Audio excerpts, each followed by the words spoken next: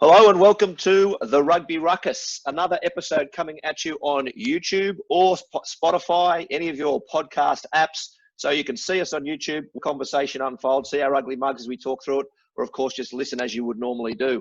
With me down from Melbourne, Morgan Turinui, looking a little more comfortable today, out with the greenery there behind you. Mate, what's your virtual background, Morgs? How are you?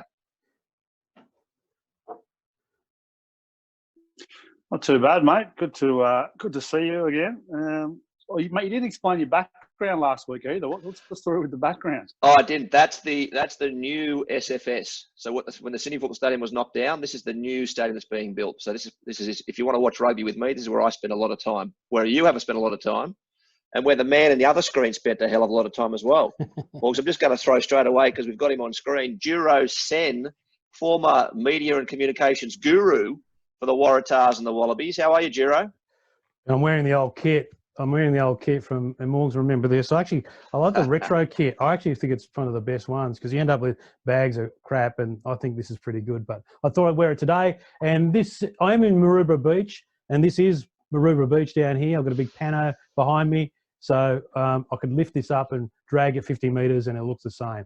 It's a beautiful place. Morgs would know the bra very well.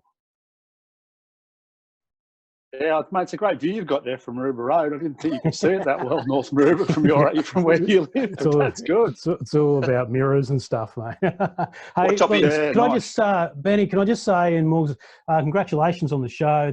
It's really sort of nailing it in terms of offering some insight that people just don't get normally out of podcasts. And congratulations. And of course, podcasting's my baby because we started Tar Talk way back in the day. Morgan, I think you're on the first episode back in 2006. So podcasting was around for only about 5 years, for 1 year. So we were right at the head of the game. Chris Whitaker on that as well. So, but congratulations, guys. Doing a great job. Thanks, big fella. Morgs, the Broncos got his Waratahs jersey on there, mate. What's the shirt you got on? Just a old training shirt there, mate?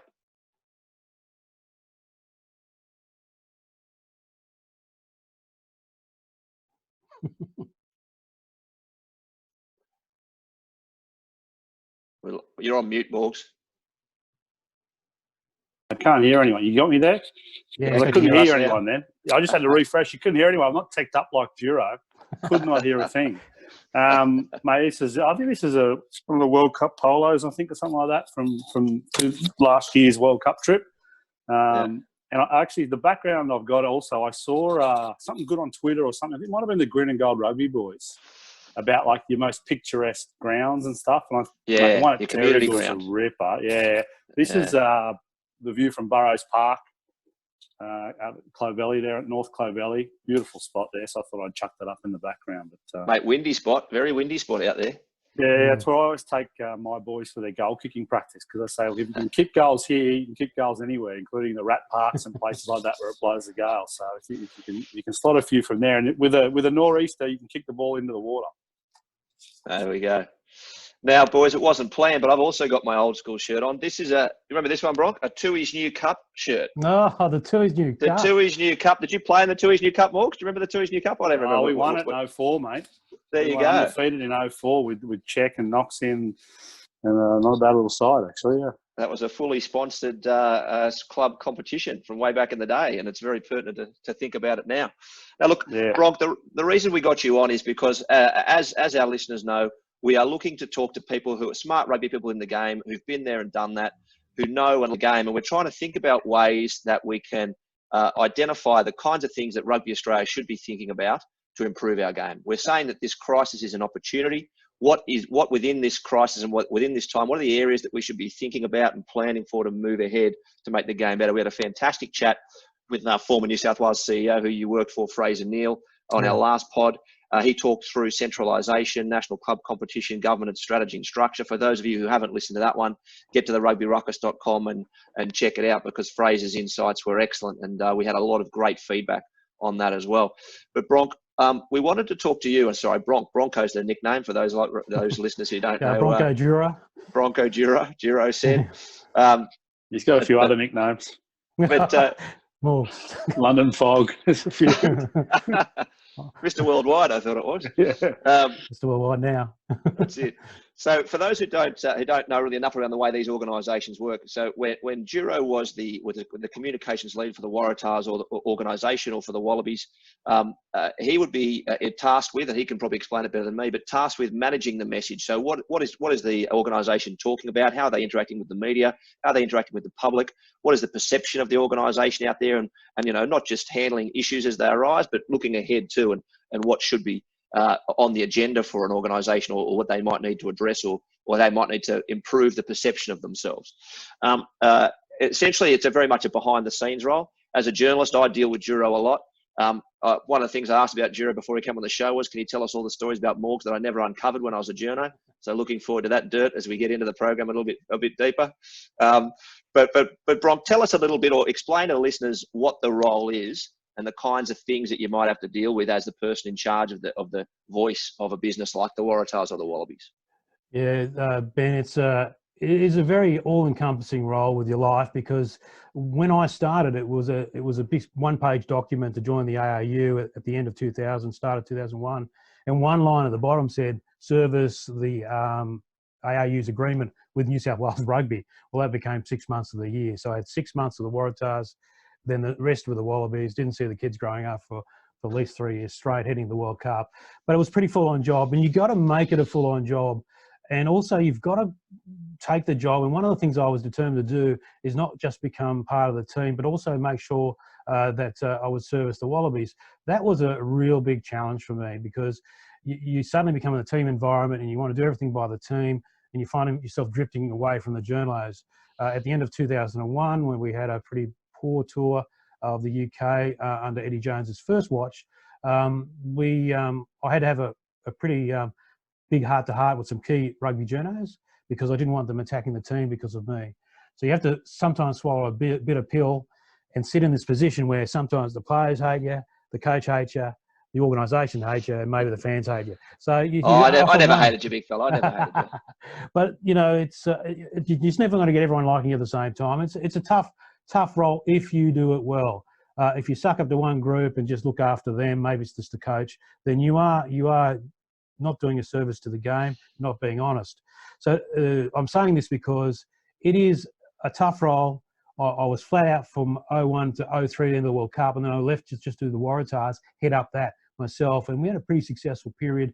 We actually dominated the coverage in terms of column inches and TV coverage over the Wallabies for several years. So my goal was to get coverage, get the right coverage, but not overly throw down the throats of players too much spin. And I think, Morgs, you remember, I didn't have many weekly spin meetings because I didn't want players being caught up with it. It'll be an occasional thing that we have to cover if there was a Explain to the serious listeners issue. what a spin meeting would have been, Bronk. What do you mean when you say you weren't pushing spin down the players' throats? So this is totally made up, but player gets out, gets drunk, does something crazy on the weekend, and then we have a meeting about, okay, these are the points you have to avoid legally. These are the points you have to meet in terms of looking after the best interests of the team and the union, and also of the player and why that player has been stood down or whatever else. So those points have to be pretty specific, because that was a key issue. Other things about the game coming up, we didn't really have to worry about that too much, because we had a pretty smart playing group, and I would go to guys individually about interviews they had to do. But Ben, that would be an example. Someone gets loose, they cause trouble, then the team has to be put in to give them the right information about how to move forward. We're not telling you exactly what to say, but we're telling them what you could say will have ramifications, and you don't want to escalate things. Morgs, from your perspective as a player, what was the role that Djuro played? How did you guys interact as players with her? Professionally. This could be dangerous. No. Well, what time of the day are you talking about, Morgs? Yeah, exactly. I think that's the thing about that sort of role too, and Djuro mentioned at the start, becoming part of the team. Like, you just have to chip in the group as well. We travel. Say you go to South Africa for 3 weeks. You're not just managing the messaging with a couple of journos or whatever. You're helping carry bags, you're ferrying players around, you're helping giving out tickets. You've just got to muck in and do your best as well. So apart from just being the media consultant, you're a part of a group, a travel group, and we all know what it's like traveling with people. There's those people you think, well, we're good friends, but you never want to travel with them again. So to survive in that it's a pretty tough environment. You've got to, you know, if you could, Djuro could easily be sitting back on a mobile phone talking to journos in Australia, but what you do is you pick up a few bags, you carry some team kit, you just chip in where you need to, and that's how you become a valued part of the group. And from there, it makes executing your actual job within the team a lot easier because, one, the players, you know, we keep talking about it being a players' game, the players can see that you care about them as individuals, you care about the organisation, you want to contribute, then the players are more likely to do what they need to do, whatever your role is. And then from there, I think Djuro hit it on the head, especially in that period post-2003 World Cup at the Waratahs. Look at the senior players you had. It was a pretty easy group, I would have thought, in terms of managing message. You had a really cerebral coach in Link and Ewan McKenzie who could be really specific about what your theming was for that week. All right, this is what we want to say in the media.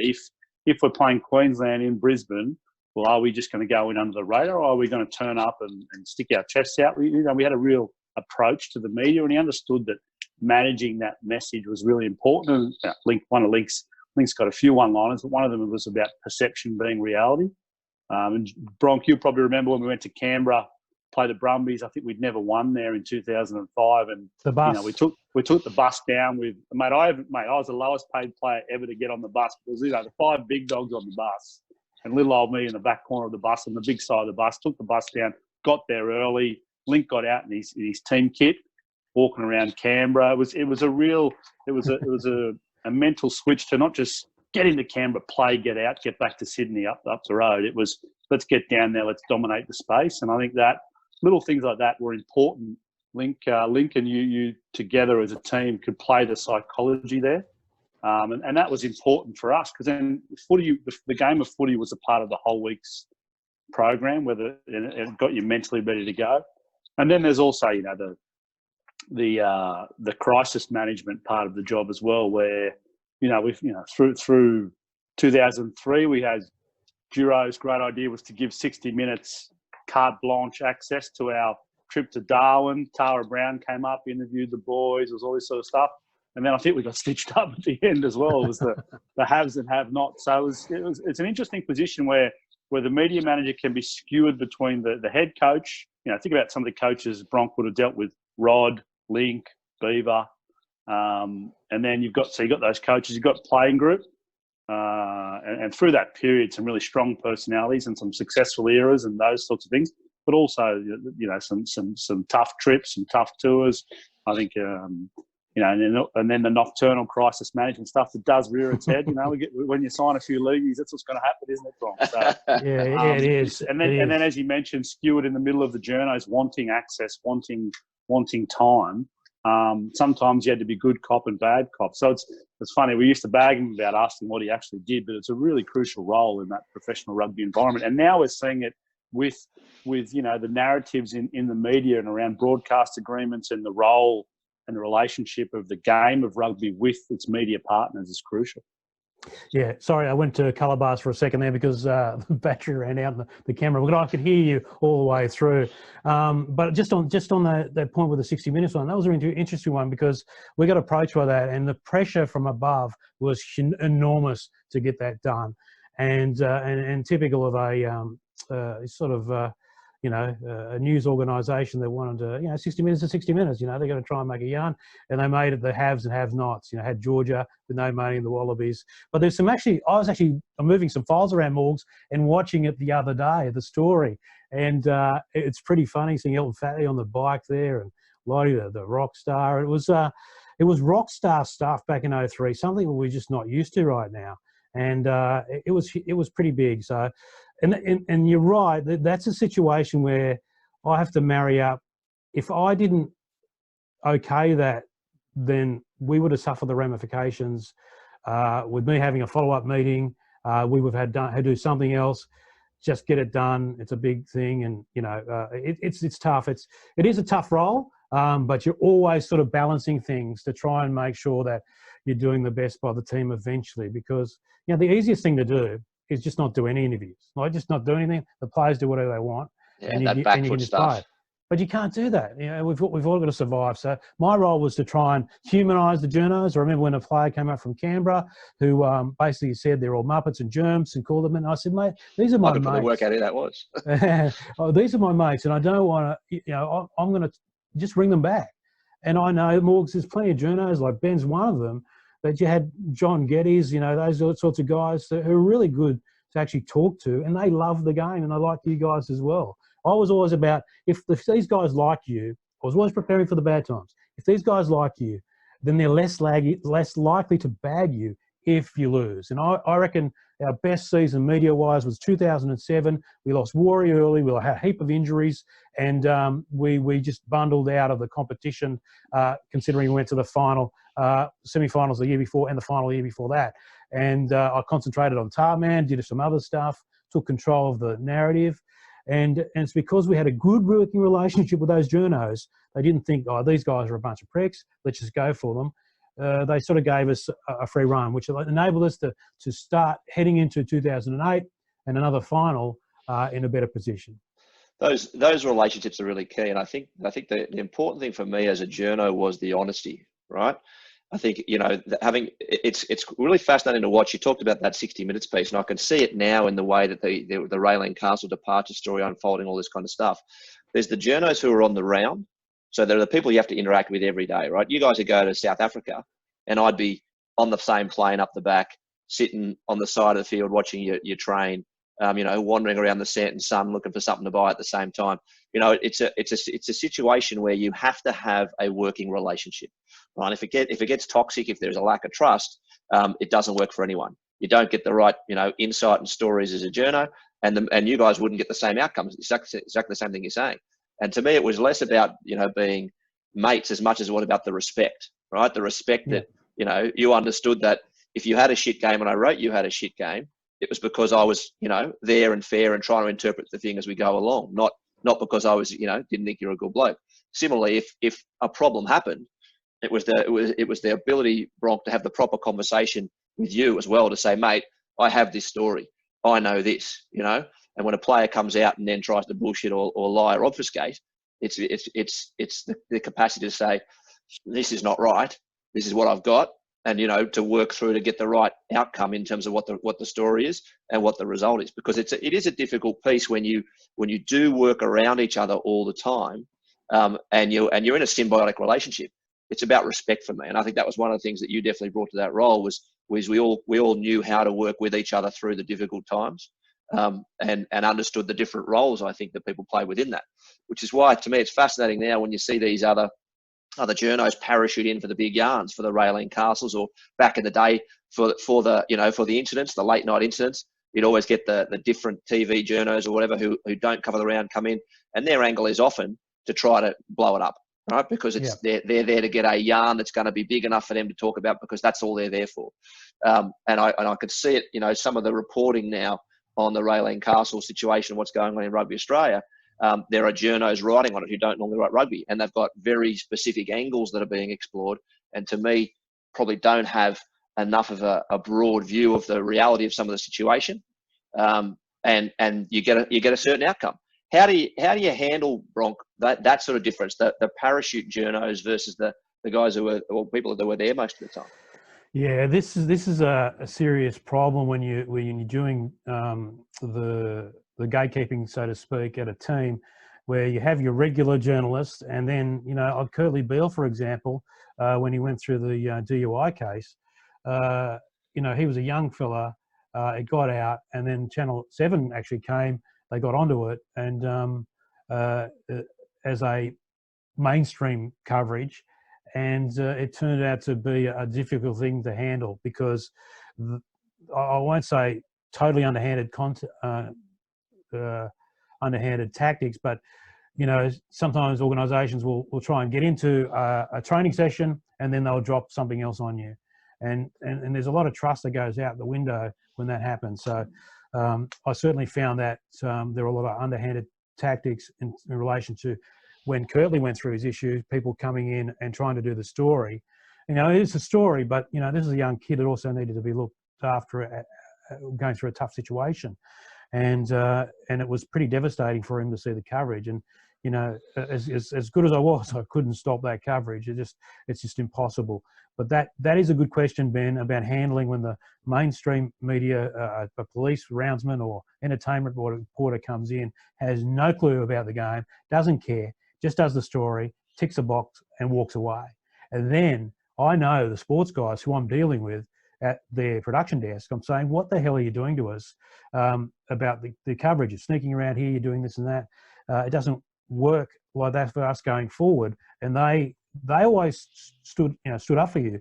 But in the end, there's someone higher in the echelon of the network who wants that story. So you've just got to do your best by your normal contacts, who are the sports guys, who know what's a fair approach to the story, up against a hack who just wants to go hard at you. It is a tough one. It's not every answer is the same, but if you got to try and answer their questions and deal with it and get rid of them. If you keep running from them, they're just going to chase you and chase you, and it's a good picture for them. But I personally can't understand why a good picture is someone walking away from a journo, and as a journo who's done this before, walking away, it means like they've got no respect for you. So personally, I think it's a bad shot, but they love it. They love the chase shot. It looks like they're out, mowing down the world's worst criminal. And someone might have just done something silly on a rugby field. So it is difficult, but you just got to feed them enough to get them away, get them off, and move on to the next thing. Because the big thing for me, and I used to say to Link every time, Ewan McKenzie, is a game day will save you. If you can get the game day, then everything else, all the rubbish you've been dealing with during the week, becomes inconsequential, and it's all about the footy until the next thing that pops up. But you always got to get the game day. Just get the game day. Is that still the case, do you think, mate? Like, because social media, it seems like there's just a race to be first, not even accurate. Do we care, media-wise, do we care less about almost the content of the game now and so much more about the narratives around it? So it seems like it's fundamentally changed journalism to me at the moment. You're absolutely right, Morgan. The game has changed so much. When we were at the height of the game, early 2000s, late 90s, it was all about mainstream media and key journos. You just had to deal with them. Now you've got to deal with, and these sites are great, Green Gold Rugby are great and all those sorts of things. Even the Ruckus, you got to deal with them these days. And we had Rugged Matrix going for 8 years as well, and setting sort of new standards in in-depth analysis and then looking at things behind the scenes, because that stuff wasn't being taken care of. But you're absolutely right now, Morgs, with all this other stuff, the fast turnaround, the 24-hour news cycle is absolutely insane where we are at the moment.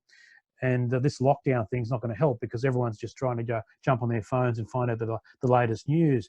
Guys who might not be training well, that sort of stuff we saw in rugby league. That becomes a story when it really shouldn't be in first session, if you know what I'm talking about. So I think you're absolutely right. It's so much harder now because you don't know who to go to make the big message. There's no one that has the gravitas of a Greg Growden. Wayne Smith's there, but it's getting long in the tooth for Wayne at the moment, and he's at the Australian. But even Wilder in his day with the big column, Peter Jenkins.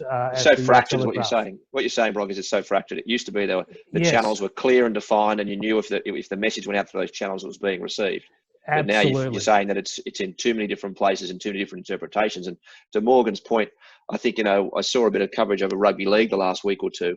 And, in this pandemic, this crisis, it's a fast moving story, but there are organisations that are writing a different story every hour with completely contradictory information because they haven't, the story hasn't developed, they haven't got the right mail on it yet, but they're out there. Here's a yarn. This is what's happening. The Warriors aren't coming. Oh, an hour later, yes, they are coming. An hour later, no, they aren't coming. Those kinds of things. It must be frustrating. I'm not in it at the moment. You're not in it at the moment. It must be a very difficult ride. And I think to that extent, I want to get your thoughts on the changeover and the turmoil at Rugby Australia, because I as a rugby fan and someone who's keen to see how this develops, I wrote a piece about the departure of Peter Wiggs on the website. We'll talk about that in a minute. But for me, getting Rob Clark in the interim role was critical, because all of a sudden there was a clear face and a clear message that Rugby Australia has again. Now, I'm not saying Rob Clark's the best ever. That's a conversation for a different time. I do actually rate him, but the fact that all of a sudden there was someone who could stand up on behalf of Rugby Australia and clearly and calmly talk about it. That window where Raylene Castle wasn't there, and there was a lot of bits and pieces going on. How important was that move, Bronk, in this time? And what have you made of the moves, the noise around Rugby Australia in the last couple of weeks? Yeah, well, the important thing to realise is that this is not new. The problems have been manifesting since the end of Eddie Jones's tenure, and that's the important thing to remember. We've sort of been just sort of running along, consuming that big windfall that we had from the Lions series in 01, and then and of course the World Cup in 03. We've sort of meandered through this period. But it's come to a very big crashing halt. I think it was interesting seeing the letter from the captains, Raymond Castle, who has stood down. But I think now the important thing moving forward is that the Rob Clark's interim appointment is a very good move. He's already come out with some points. I know, Ben, you wanted me to come up with 3 points about what we should do. 3 things, big man, 3 things. and I think they have to be like 3A, 3B and that sort of stuff. But I think his 3 points are pretty similar to what I think. He's talking about the money. Let's get it sorted out. What do we owe? What's coming in? That's critical because we just don't know. We're waiting for this annual report and it should be clear that the ARU, sorry, I'm going to go back to the old terms, should be crystal clear on what's happening in terms of their finances. I know it was pretty hard to get money out of them to do projects, so they've had CFOs that are pretty diligent in what they do, and I think that's important. I think the other point was looking at the game, the playing, what we do next, and also the future. What are the broadcast rights? So those are like 3 sort of things to do. One of the things I want to know is once you sort out the finances, Rob Clark's is key in this. We know where we sit. One of the things that, and Morgan, you'll know this being at grassroots as well, one of the points I found frustrating is saying that money is everything for rugby. Because as Brett Papworth said in this very studio, the Australian rugby can go broke tomorrow. We'd still be out putting corner posts in the next day. Don't you think, Morgan, that the money's the one thing, but there's more to the game than money? Yeah, it is. I think, so I think there's a not impossible situation where this Super Rugby, whatever it's going to look like, might not even go ahead. Like, we don't know. Say Fox said, you know what, we're not interested. We paid for Super Rugby. We paid for a multinational competition across all these times and blah, blah, blah. If you're not going to deliver that, and we know why you can't, why would I give you $10 million to play each other? They might go, you know what, we're not interested. We'll just take the NRL and AFL, for example, right? So then does that mean you don't play? You probably can't afford to play this domestic provincial competition that is being sort of drafted at the moment and been sent to the federal government. So if that happens, then if all the players go back to club footy and all of our kids can go and play junior rugby, well, rugby still starts again. So that's a really good point. Whether the finances are there, whether it's a VA coming or insolvency or whatever, which we think we should probably be able to avoid with the World Rugby money. But yeah, there's rugby as a sport, and then there's Rugby Australia. I think the community rugby budget, Rugby Australia, is something in the vicinity of $8 million. So there is still significant investment in community amateur participation rugby. Exactly how and where that money goes, I don't know. And can it be done better? Probably. But in terms of all of our kids, except for Benny's, because his kids don't play rugby, but if my kids, in terms of them getting back and playing rugby, they'll be playing no matter what happens at RA. Now, the whole picture of the Wallabies and things like that, yes, that comes into the financial situation of Rugby Australia, what the Lions tour will look like, a bid for a 27 World Cup that will be the last great chance for a sustainable rugby in Australia in terms of professional game and funding the full circle of participation in the game. Those are all these things that need to be worried about. But in terms of people getting out there and enjoying the game of rugby, all we need is the green light from the government to be able to participate again, and we're off. Yeah, and the other thing too is in that sorting of the finances, the board has to be sorted. It has to be sorted first because I've been involved with boards before, and I've had some really good operators that love the game, very sharp operators, but there've also been some real lemons that I've been involved with on boards, and that ruins everything. They leak from the board. They've always got some sort of interest, and that is a problem. Now, I think this is a great opportunity to make sure that they go through whoever's on there now and who's going to come in. They vet them closely to work out they're not there for a faction. They're not there to be on there to pay off someone else they've met in the past for a club up in Queensland or whatever.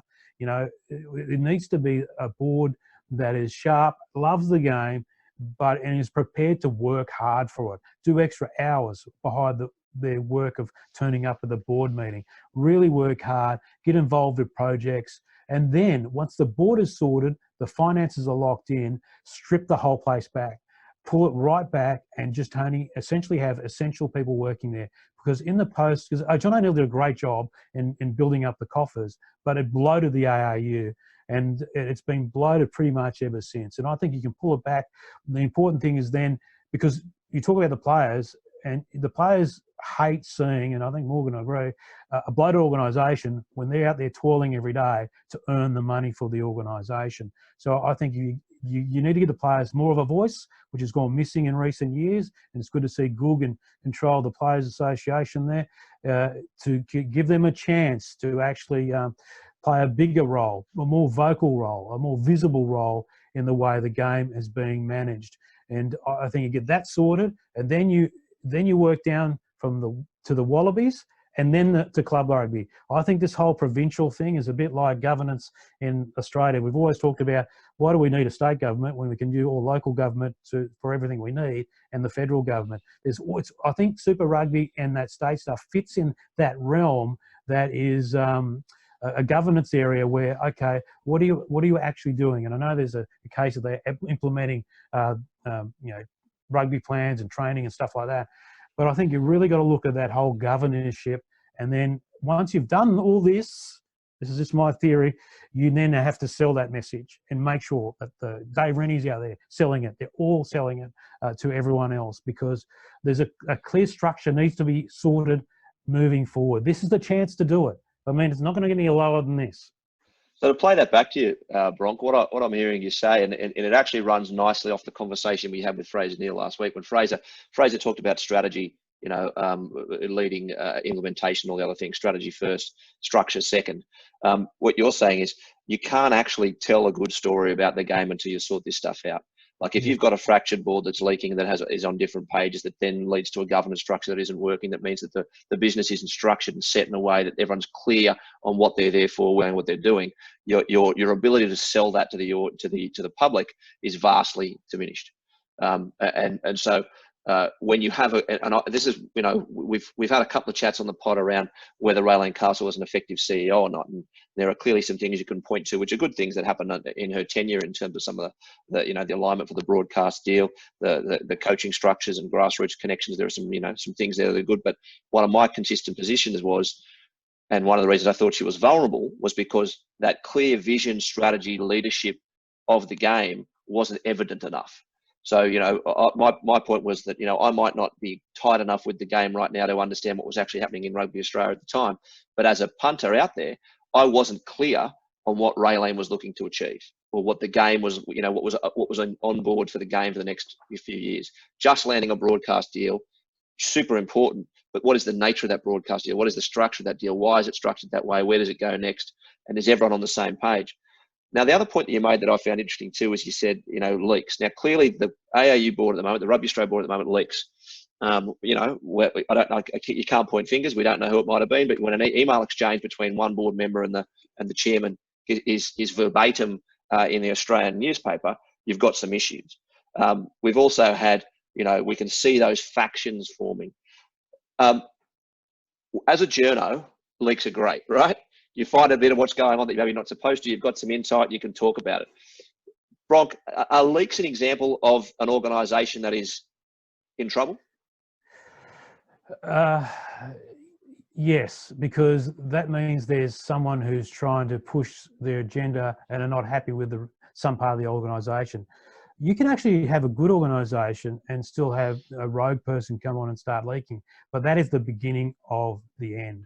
So leaks are not a good sign. If it's a tight ship, everyone respects the message, and you are happy not to monitor as members go out in the car park and see who they phone call. You have a board meeting and then you go, all right, who's out on the phone afterwards? So I remember looking out and seeing what was happening my days down at Sydney Footy Stadium. But I think you're absolutely right. There's a good sign if leaks are coming out.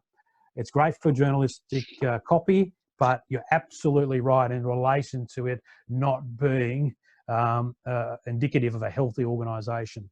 Leaks equals bad. Morgs, have you been in teams where information that you would assume is private to the team or the organisation is out there, and what does that do? What does that do to a team? Like, a team surely is a group of guys who have to have a common purpose if you're going to be successful in the park. How poisonous is it, or what's the environment like when say someone's leaking the team that you're in, when it's getting out early? Yeah, it does become a cancer. Like, one, there's team selection, and two, like Bronk mentioned it before, the Weidler days when rugby was important enough to be part of Weidler's columns. There were, Sunday you'd wake up and you'd see, well, what has he said this week, sort of thing. It was actually, that was almost the first time that the gossip and the peripheral stuff around sport started becoming really popular and talked about a lot. There were days that's when things you've made it, Morgs. That's when you've made it. Exactly. But the other thing, like Djuro talks about negative leaks, there are also some leaks that were done deliberately to manage messaging, and that's also sometimes the positive side to it, that you can manage the message by orchestrated leaking. We've leaked the wrong team a few times to try and catch opposition unawares. Don't know how much success it was, but look, in terms of if things get out within a team, don't forget that the idea of the change room and the group being sacrosanct has always been the case, and it hurts a footy team, a sports team, to have things that you think should stay within the team play out in the media, probably even more so than a whole organisation, but within a playing group where trust in the person next to you is as important as anything, really, as any training you do, as anything you do in terms of behaviours and that. Trust in each other is the basis of everything in a sporting team, and that's huge. And then you go to the larger organisation. If you're a player and you see the board just fighting with each other, leaks in the media, you start to get embarrassed by it. I actually liked Djuro's point about giving the players more voice. And I think that's a great idea. One, because if you want to have a voice, then with that voice comes accountability. You need to be doing the right thing yourself. You need to go out and win.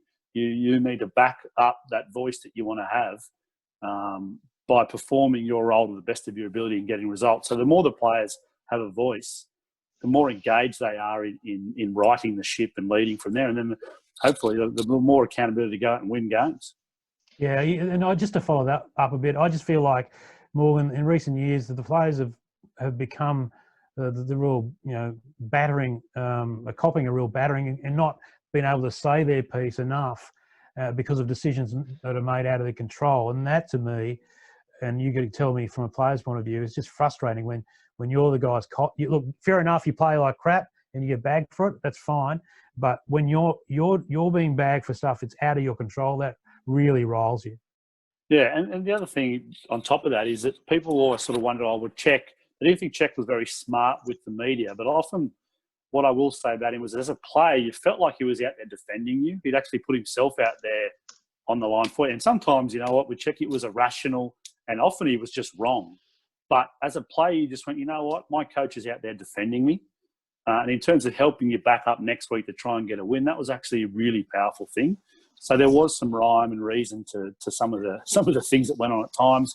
In the long game, it's like Djuro, as you mentioned, if you isolate yourself, if you're adversarial for too long, it just means that the knives are getting sharp, and that when you are vulnerable, they do come for you. But as a player, when you've got someone out there sticking up for you, if it's your captain or your coach, or if your CEO comes out at the right time and backs you, it's a pretty powerful thing within an organisation. It's just trying to worry about, as you said, getting to 8 p.m. on a Saturday night and winning.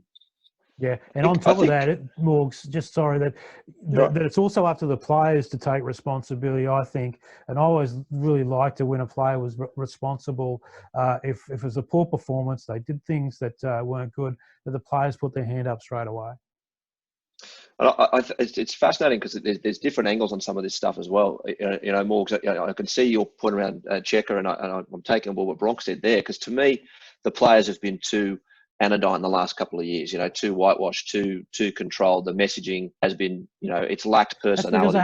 But they haven't even been, that's what I mean, Ben, they haven't been given the opportunity to do it. But this is my point, right? Because I'm going to follow in what Morgs was saying there about Czech. Czech took that on as a team thing, right? His internal view of the team was, I will play that public role. I will be the lodestone that draws it to me. And he's a naturally combative guy. You know, I spent years talking to the guy, got a lot of time for him. But the public face that he presented to the Wallabies, I think, was to the Wallabies' detriment over time. He did it for the team, but to the point around what you would bring to an organisation, Bronk, around making sure people understand that the impacts of what they do and how it is perceived, Checker playing that role, I think, meant that the ability to feel like you're on the ride with the Wallabies wasn't there. You know, it was us. You know, Checker was us, and you know, if he felt that the team was being attacked, he was on the attack.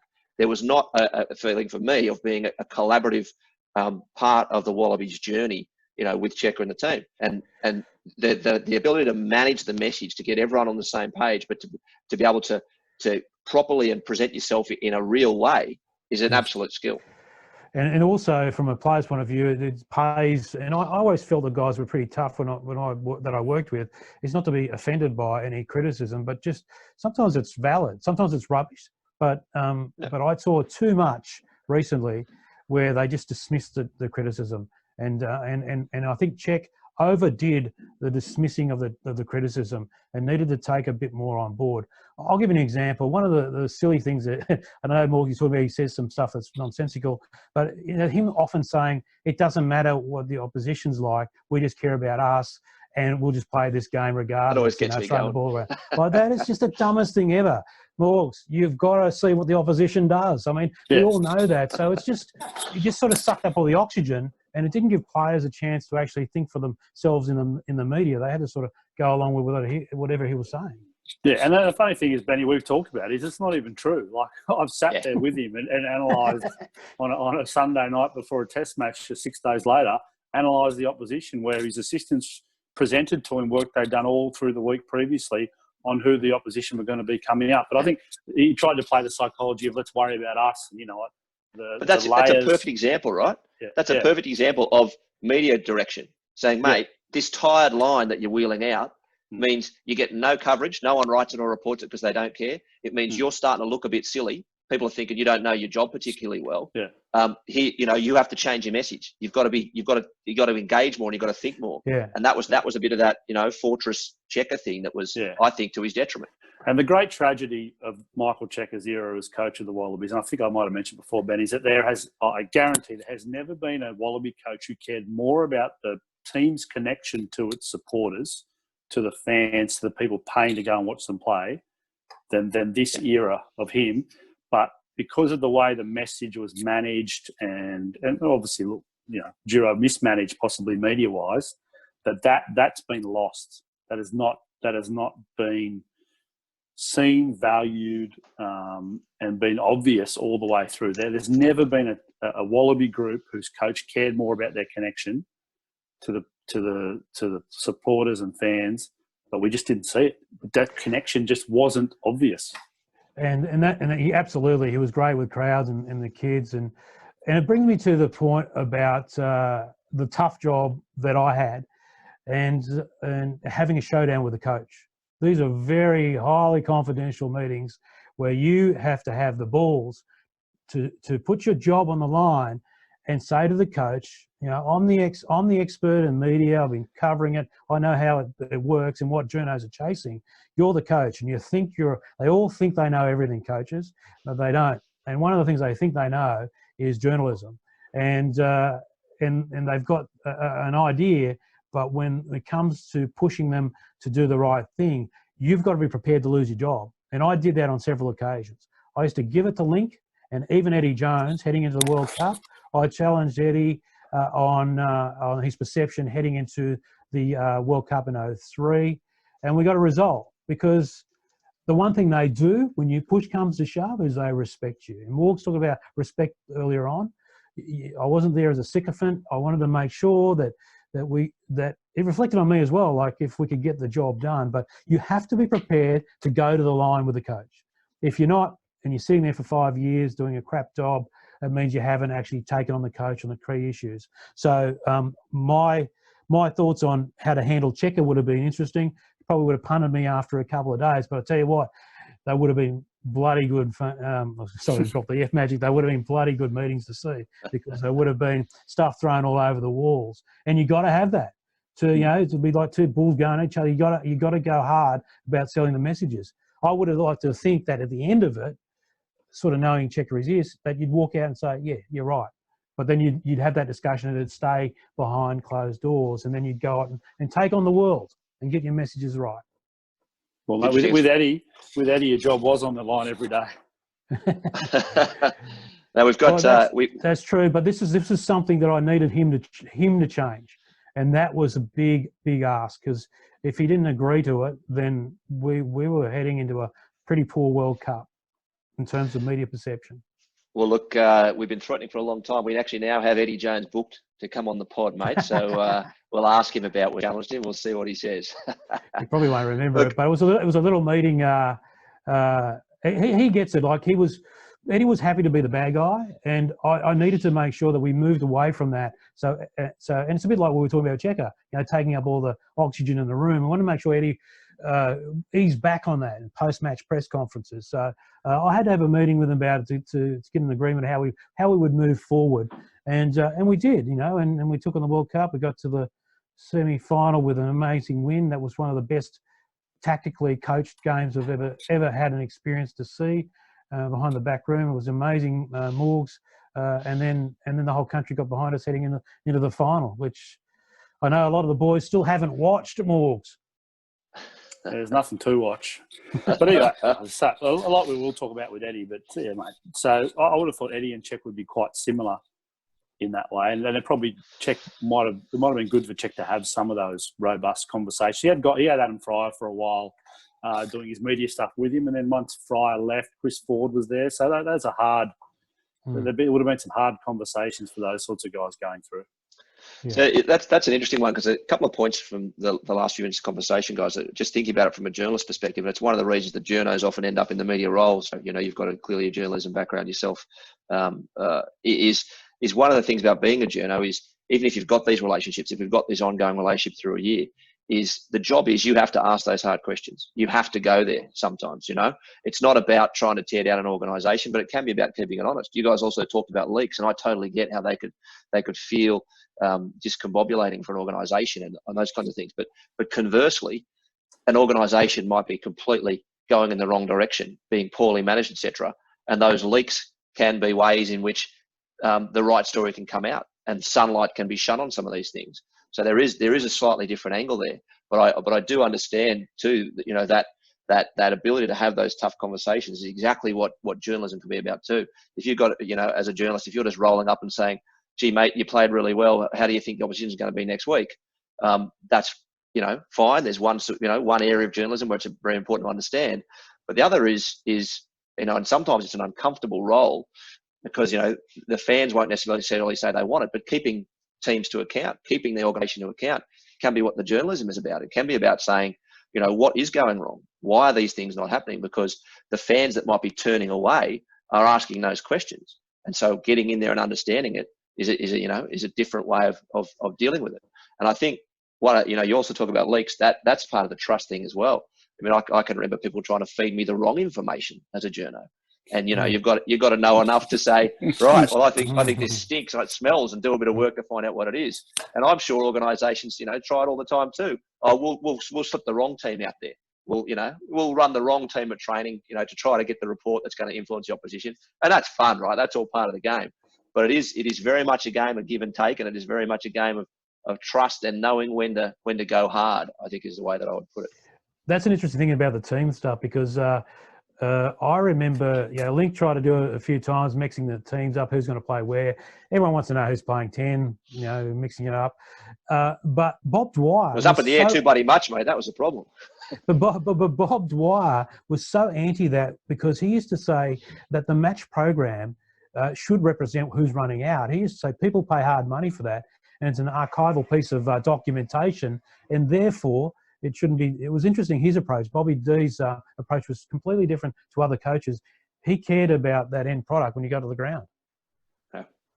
That's interesting, because Matty Alvarez, who's sort of the archiver, sits on the board of the Classics. At the moment, he's going back, trying to find copies of programs from like the 1950s test matches. And true they are. They end up, as some of them are family heirlooms for guys that have played one test. Imagine you made your test debut and you're playing, you've got Djuro Sen as your media manager. Your name doesn't even go in the program. You can't I would have put myself at 10. Yeah, exactly. Yeah. So, actually, can I just throw one thing in about, we've talked about a bit of retrospect stuff, but we touched on the plan forward. Everyone talks about, what's first, grassroots or the Wallabies.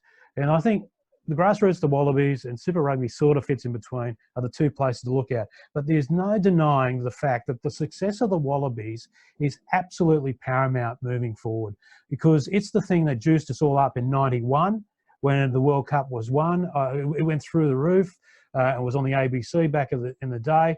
And then, of course, we got through the '99 and the Wallabies, the Bledisloe Cup, 5 years holding it.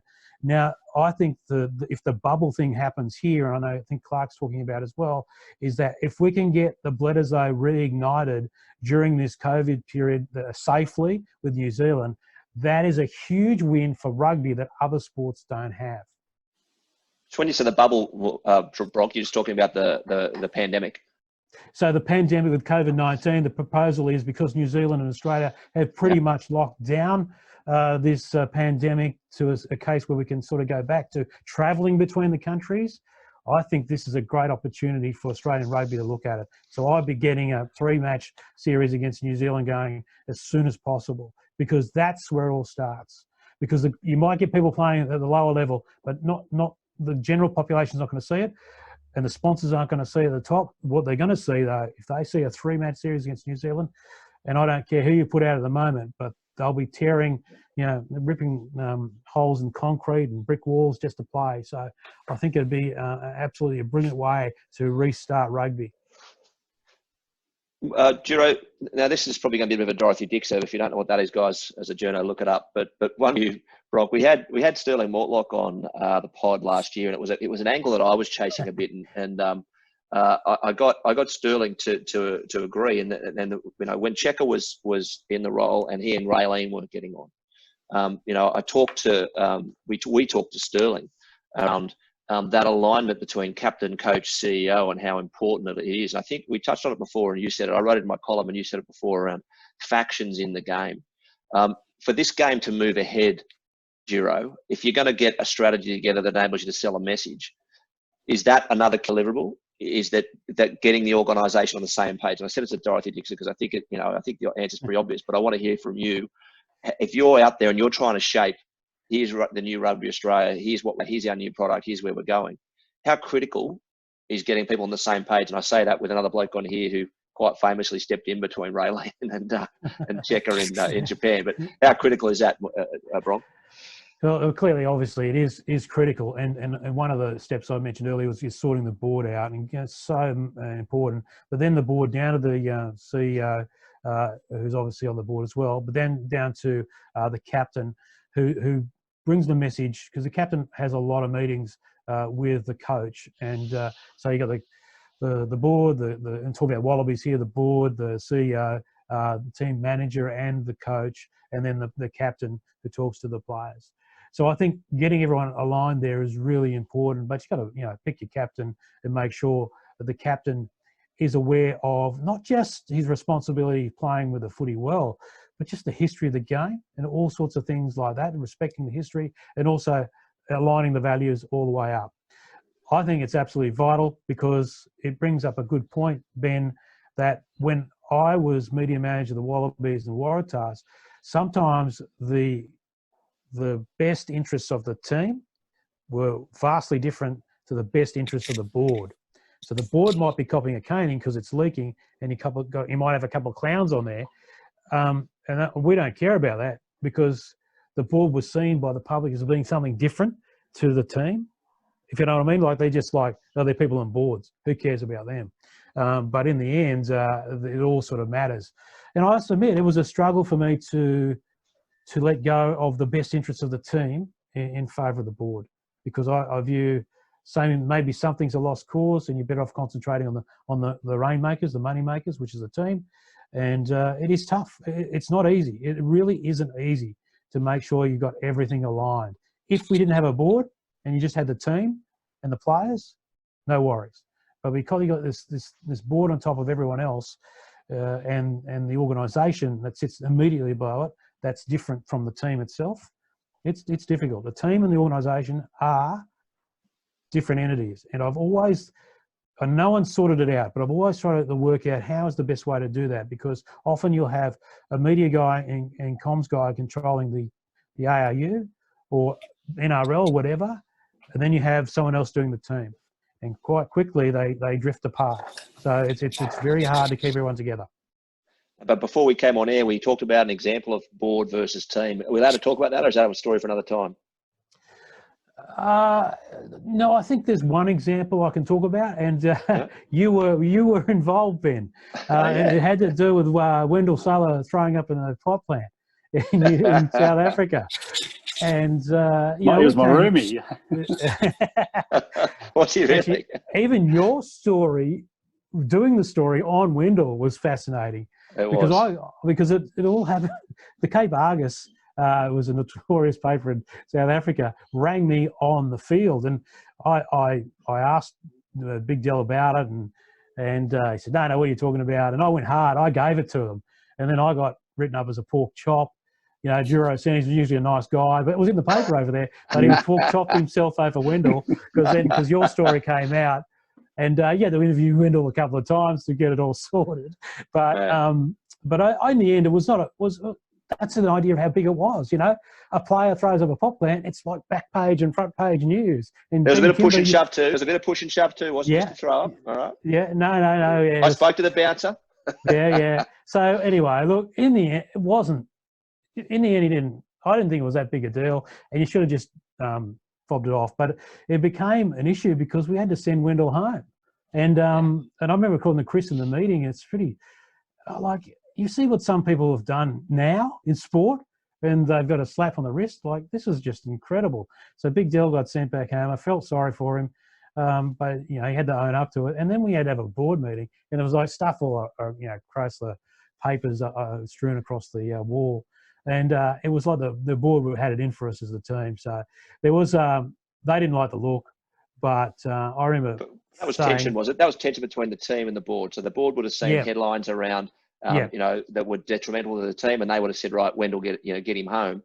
And the team would have gone, well, listen, it was a bit of push and shove. It was nothing. Yeah. But the thing is, how can you send him home? Yeah. But the thing is, like stuff goes away. But to think that you could have media managed that, you were there, Ben. Like, what would I do?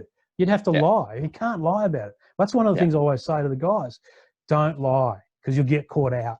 If you lie, you get caught out. Don't say, if you don't want to say anything, don't say anything, and delay it to another time. But just don't lie. Anyway, so we had this tense sort of meeting. I laughed about it. I thought this is a joke, but tense meeting about when we got home about what happened over there. And it wasn't that big a deal. Yes, it was a good yarn, a great yarn for you, Benny. But good for Benny to justify his 2-week holiday in South Africa. Yeah, that's right. We did it for you, Benny. We took one for the team. Yeah. I actually voted to send him home because I got my own room, because he was my roomie. Oh no, I think it was typing the way up at Table Mountain, just saying, "Oh, how good's the view? I better put this stitch up in." But look, I think his hammy. I think actually his hammy was no good anyway. Because I think that if he was fine to play, I reckon we might have tried to put our foot down too to keep him. Yeah. I think his hammy was no good anyway. Yeah. Because the interesting thing for me was I was the only journo on the trip from Australia. It used to be that the Herald and the Telly would send someone, but the Telly cut their costs and wouldn't send anyone. After this trip, they did. They started sending again. But I'd be sitting, and I'd be the only journo around, and it can be a little isolating. There's a group of you guys, 30, 40, who are all on a set purpose, and you got to hang around the outside and feel like a bit of a goose. Yeah, sometimes, right? But I'd be sitting on the sideline, halfway line, and Wendell was definitely rehabbing, because you guys are all trained, and Wendell would just do laps, and he's an amazingly gregarious bloke, right?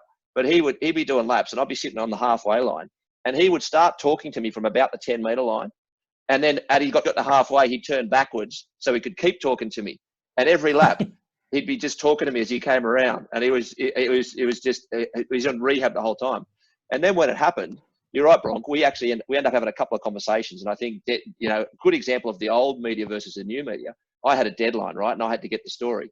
And I kept finding out a little bit more about it, and I had to talk to Del again and go, listen, mate, you said this before, and this, I actually think this is the case. Oh, yes, mate. Oh, yeah. And we uncovered a little bit through a couple of different conversations. But also, the other perspective is, it's not a story I wanted to write, right? I wasn't chasing nightclub stories, but as part of my job, I absolutely have to write it. And that's an example of where the relationship is challenging, and you have to do the job. But I remember talking to a bouncer at 2 a.m., big Afrikaner boy. Oh, yes, bro, it happened over here. And he showed me where Wendell vomited, and he showed me where Wendell pushed him. And I was like, I rang my wife after. I was like, I didn't sign up to be a bloke getting pointed at where the vomit landed. This is not a story that I want to do. Vomit reporter. But I actually rang my wife afterwards. I think she was my wife at the time, but I rang, God, this is what I'm doing. And talking to this big fella, and he was like, can you take a photo of me, bro? And all this kind of stuff. And I was like, no, mate, I'm not the photographer. How good's that? You're out to 2 a.m. at a nightclub. No, I was covering a story. No, I wasn't out. But it's funny because I remember like the relationship, and I'm sure different journos have different relationships, and people have different levels that they will interact in that. But I remember sitting around the pool in South Africa on a tough 2-week trip. There you go, Morgs, doing a bit of work and having a chat to Al Baxter. And Al saying to me, oh, mate, it's you blokes just distort stuff, You just, that's the problem we have sometimes is you'll write stuff, it's just not true. And I said, all right, Al, you go through every story of mine, or from here on in, if you ever find a story that you think I have misrepresented you, let me know. Well, Big Al, I'm still waiting. I'm still waiting for Big Al to call me. He hasn't got back and given me one yet. There you go. I'm fired up. All right, it's all right. You did a good job though, Benny. It was a good get, and I know there were a couple of. I don't think it wasn't actually a board meeting we had. It was just a gathering of board people who just decided to give it to us about the coverage. And look, we got to the next week and we were fine. But we had superstar. They're rock stars. Big Dell, he's huge. So someone's going to have a go at him. It's going to be big news. So yeah, it was hilarious. Guys, we'll run out of time. Let's just tie it together. Brock, is there anything like if you were restructuring the comms and media and you had a clear strategy in that? Are there any things that you sort of ran into that made your job hard that you would change in Australian rugby? And as an example, and this is one for me that I don't have enough perspective. And Morgs, I think you've given me a little bit of perspective on this in the past. But I've always said to me, that the players I don't think do enough community outreach. I'm sure my conversations with you previous, Bronk, have been there are RUPA rules around what they can do and can't do and how much they do.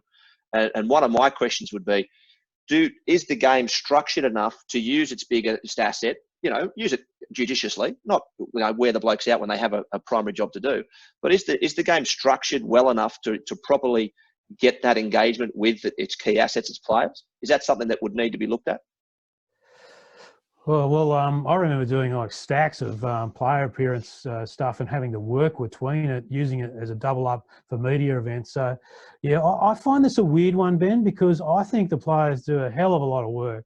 So I just don't know how many extra hours you can get to spread them. I think the reason that they're not as visible as the NRL or AFL is there's not as many teams. Now, if you engage the club teams to then come into the environment, that's one thing. It gives you more numbers, but they're not as well known. And you think about if it was just Wallabies, starting team, we got 15 blokes, So what do you do there? So I don't know. Morgs, I felt that the week was really full, and to get guys to do extra stuff for me on media, I used to lean on guys as favours to do things, and that was because we sort of built a respectful relationship. But I don't know, Ben. I think I don't know what else you can do to get more of these players outside having 150 Wallabies in every town doing stuff, and we don't have those numbers. What do you think, Morgs? Because I was looking at photos the other day of all the HSBC kids sessions. They were big ones. We got the teams out for that. I know that's separate to say breaking our groups and going to schools, but I just don't think there's a player numbers. Well, I think, funnily enough, boys, we're talking about the classic Wallabies almost. That's almost how the classic Wallabies have been able to resonate and contribute to that space, because you talked about having 150. Well, we do. We've got classic Wallabies, I'm talking about 150 in each town. That's what I mean. But like we've got the Big Dell. He's as well known Wendell, Matt Rogers, Lottie, those blokes, Griggs, whatever, as the current players are, the great ones. And so I think that's why the classics can help in the community. And here's the truth of the matter with the Wallabies especially, is that there are a few companies that pay a significant amount of money into the coffers. They get first access, rightly or wrongly. If it's a choice between a boardroom lunch with the exco of Qantas, or it's 150 kid clinic, sometimes the Wallabies have got to go to that boardroom lunch or do those things. Now, the most powerful, funnily enough, the most powerful people in this space are really the head coaches of Super Rugby and the Wallabies coaches. If those coaches go, you know what, looking holistically at our game and our athletes as human beings, do we really need to train this much? Could Wednesday be community and sponsor day, where there is nothing on? The players can get treatment and massage, but all they're doing is community stuff. And that means that on Thursday, maybe we don't train all day Thursday, maybe we do a night session Thursday.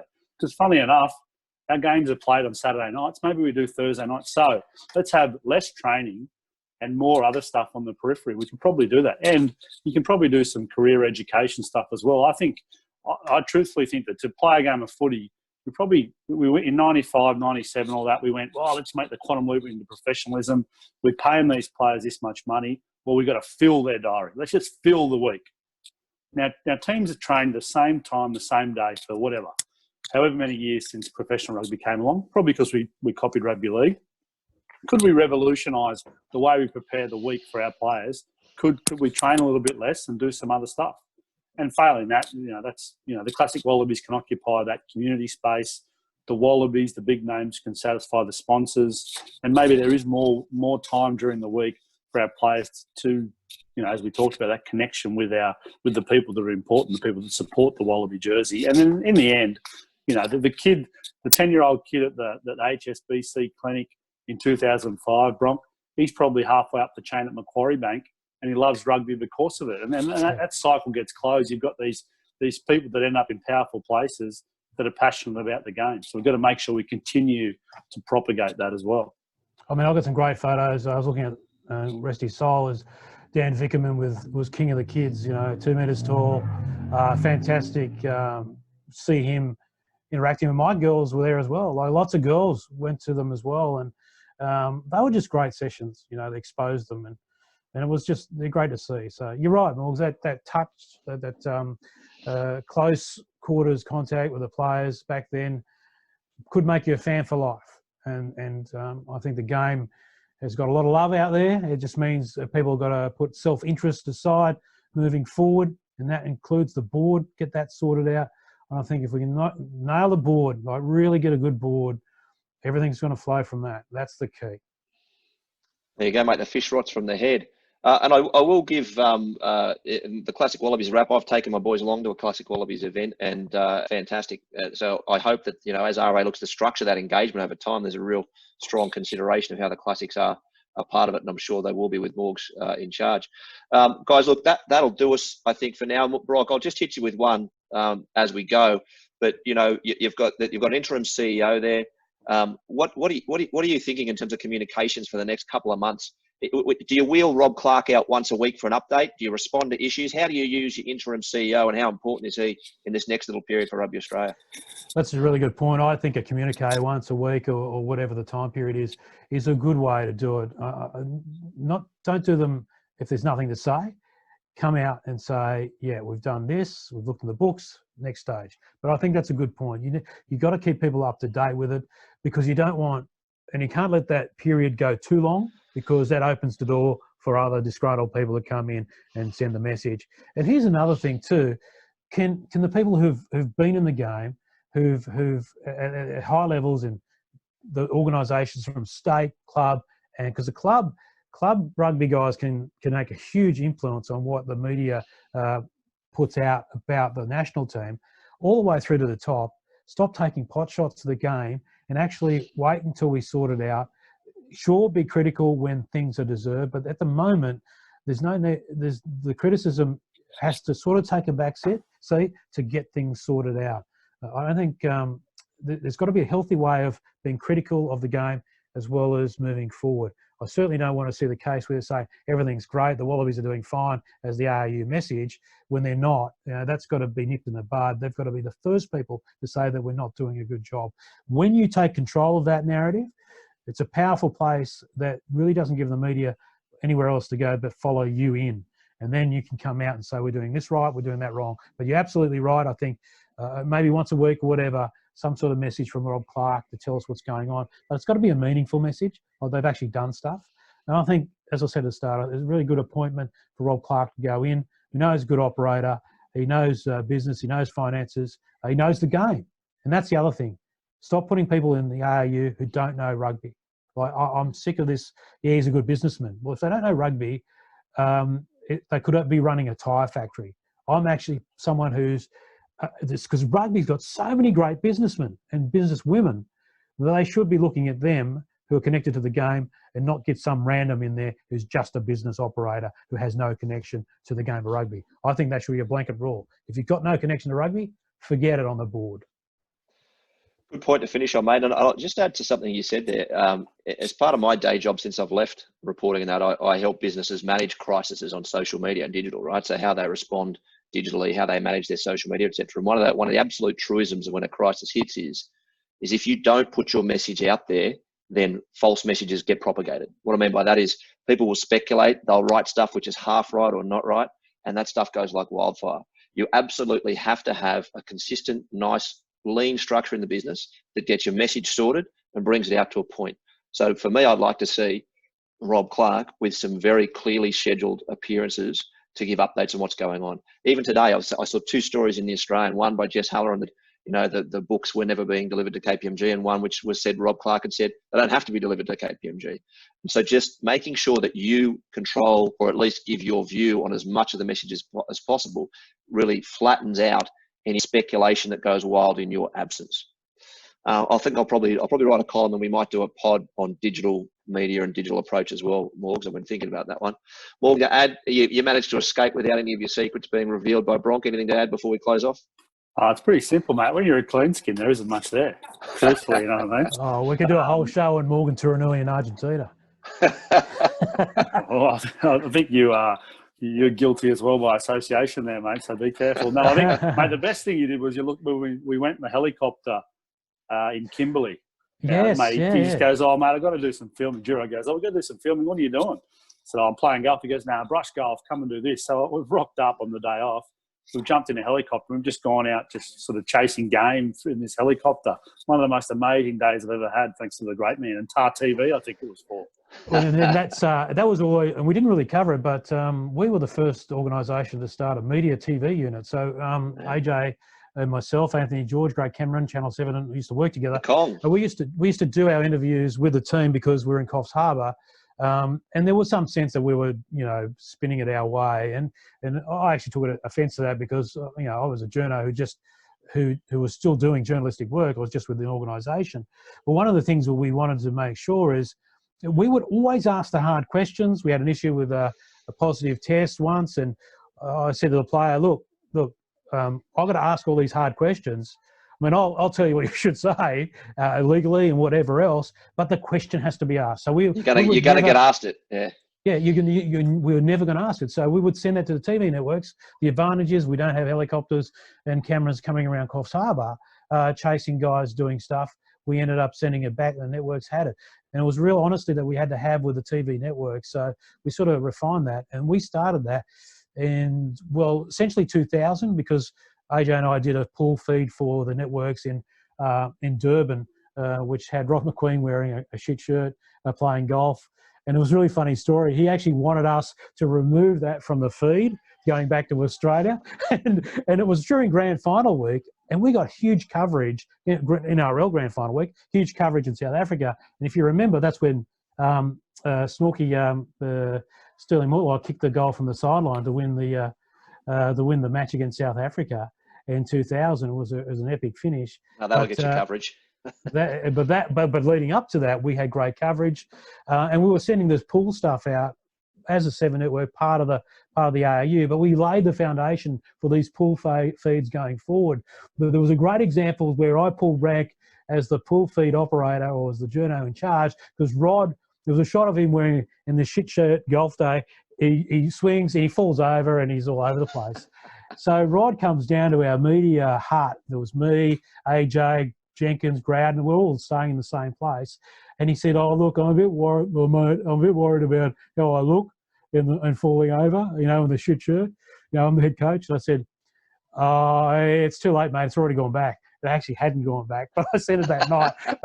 Anyway, it went nuts. He said, "Yeah, thanks a lot. I all gave me a hard time."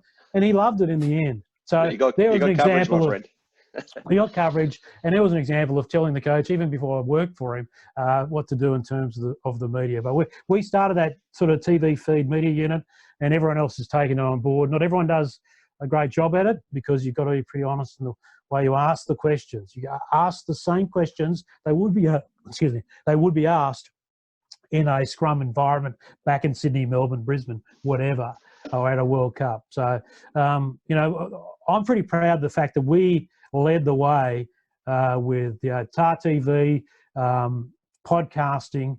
You know, we started this stuff about 20 years ago. And the first ever Matrix in a hotel room in Christchurch. Yes, there you go. That was it. Yeah, that was me, you, Les Kiss, and Chris Whitaker. I tell you what, boys, I reckon we could go for a couple of hours telling stories. I might even reveal the time I got a Wallabies team off a whiteboard at Coffs Harbour that hadn't been cleaned. But anyway, let's. It was deliberate. It was a fake team. It could have been a false team. There you go. Guys, look, that was fantastic, Bronk. Always a pleasure to chat, mate. Really enjoyed the time we used to spend on Rugby Matrix today. Morgan, any closing thoughts? Nah, thanks, Pockets, mate. It was always good fun having him around. It was good. No, it was good. Morgan was one of the best guys we operated with. Morgan's got the gift of the gab, as we all know, so it was better having Morgan than a couple of forwards out there talking. Nice one. All right, that was the Rugby Ruckus. Get to the rugbyruckus.com. We've got some really good articles on there at the moment. Plenty of people submitting stuff and commenting and talking. A really good conversation going around digital media, potential structures for Rugby Australia going forward. If you've got thoughts, write a yarn, stick it up there and we'll look into it. And we'll be back very soon. Next up should be Eddie Jones. We'll make sure we lock him in. That'll be us next. Don't forget more, boys. You can catch me 7:20 every Sunday, Sky News, talking technology. That's one thing that isn't controversial. Oh, nice. Yeah. He knows his tech. That was the Ruckus, guys. See you later.